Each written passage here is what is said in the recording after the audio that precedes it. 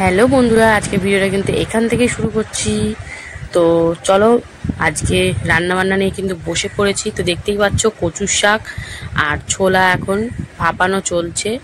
তো ভালো করে ধুয়ে কচু শাক এটা কিন্তু ঘরে কেটে মানে কাটা, আমার নিজের হাতের কাটা কচুর শাক না, এটা হচ্ছে কিনে আনা। আর এখানে দেখো ভাত বসিয়ে দিয়েছি, আর কচু শাকটা ভালো করে ধুয়ে ভাপিয়ে তারপরে রান্না করব। আর এখানে দেখো কি বলে এটা, চিচিঙ্গাটা ভালো করে কেটে ধুয়ে লবণ মাখিয়ে রেখেছি, একটু একটু জল বেরাচ্ছে।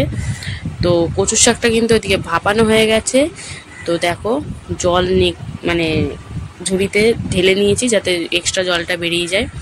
তো দেখো চলো, এবার কচুর শাকটা প্রথমেই রান্না করব। তার জন্য শুকনো লঙ্কা, কালো জিরে, রসুন আর তেজপাতা দিয়ে ভাজাভাজি চলছে ফোড়নে।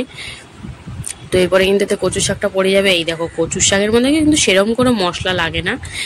এই তো দেখতেই পারলে ফোড়নের সময় কি কি দিলাম, আর কাঁচা লঙ্কা, লবণ, হলুদ, চিনি, এই দিয়েই হচ্ছে সুন্দর করে করা হয়। আর আমি আগে নামানোর আগে একটু আমচুর পাউডার দেবো, তাহলে কিন্তু খেতে টেস্টটা দারুণ হবে। তো দেখতেই পাচ্ছ এখনও কিন্তু প্রপার রান্না হয়নি, সদ্য বসিয়েছি ভাবানোর পর। তো এখন সুন্দর করে রান্না করে নেব। এই দেখো কচুর শাকের মতন দেখতে লাগছে, নাড়তে নাড়তে নাড়তে নাড়তে পুরো একদম ঘেটে হয়ে গেছে।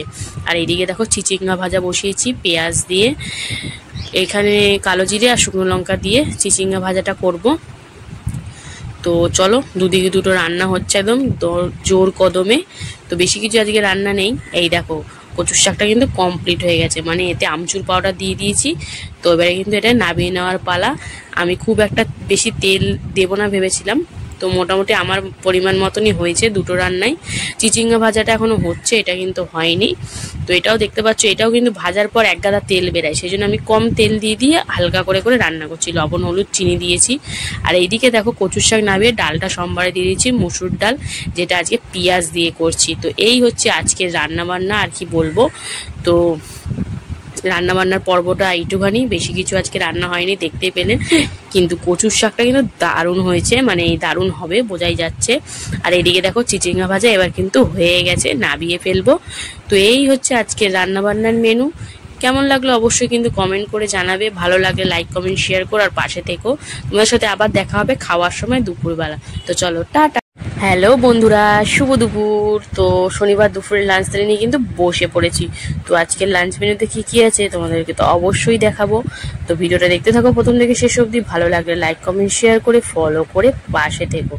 তো শনিবার দুপুর মাছ, মাংস, ডিম কিছুই তো নেই জানো। তো চলো আজকের লাঞ্চ মেনুতে কি কি আছে প্রথমে আগে দেখে নিই। এখানে আবার সুন্দর করে সাজিয়ে নিয়েছি থালাটা। তারপরে রয়েছে গরম গরম ভাত, এক টুকরো পাতিলেবু, রয়েছে কচুর শাক ছোলা দিয়ে, তারপরে রয়েছে মুসুর ডাল, তারপরে রয়েছে চিচিঙ্গা ভাজা, আর তারপরে রয়েছে পাঁপড় ভাজা। তো এই হচ্ছে আজকের দুপুরের লাঞ্চ থালির মেনু। তো চলো, কর্তামশাই কিন্তু রেডি খাওয়া দাওয়ার জন্য। তো লেবু টেবু সাইড করে নিচ্ছে। প্রথমে কিন্তু কচুর শাক দিয়ে খেতে হবে।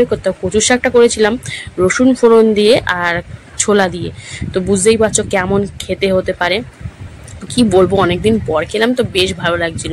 সাথে একটু আমচুর পাউডারও দিয়েছিলাম, তো বেশ লাগছিল খেতে, টক টক, ঝাল ঝাল, মিষ্টি মিষ্টি, ও পুরো জমে গেছিল। আমার তো পুরো কচুর শাক দিয়ে বেশিরভাগ ভাত খাওয়া হয়ে গেছে। মানে যদি এই ডাল বা চিচিঙ্গা ভাজাও না থাকতো, মনে আমার এই কচুর শাক দিয়ে পুরো ভাত খাওয়া হয়ে যেত।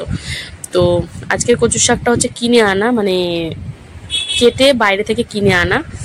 তো রান্না করেছি আমি, ভেবো না যে রান্নাটা কিনে এনেছে। তো কচু শাক দিয়ে খাওয়া কমপ্লিট। এবার কর্তামশাই কিন্তু ডালটা ঢেলে নিল, মুসুর ডাল, যেটা আজকে করেছি পেঁয়াজ দিয়ে। তো একটু লবি চটকে নিল। এবার চিচিঙ্গা ভাজা দিয়ে খাবে। চিচিঙ্গা ভাজাটা করেছি পেঁয়াজ দিয়ে, শুকনো লঙ্কা দিয়ে। তো আজকে খাওয়াটা কিন্তু বেশ জমে গেছিলো। সাথে ছিল আবার পাঁপড় ভাজা। তো হেভি লেগেছিল, বিশেষ করে কচুর শাকটা অসাম হয়েছিল খেতে। তো কর্তামশাই কিন্তু সুন্দর করে ভাত কম নিয়েছে, ডালটা বেশি, ওই জন্য পুরো একদম গঙ্গার জল হয়ে গেছে, বুঝতেই পারছো। কিন্তু ডালটা কিন্তু পাতলা হয়নি, আবার খুব একটা গাঢ় না, যেমন মুগ ডাল গাঢ় হয় সেরকম গাঢ় করিনি, কিন্তু মোটামুটি ছিল। কিন্তু কর্তামশাইয়ের ভাতের জন্য ডালটা এরকম লাগছে। তো ভিডিওটা এখানে শেষ করছি।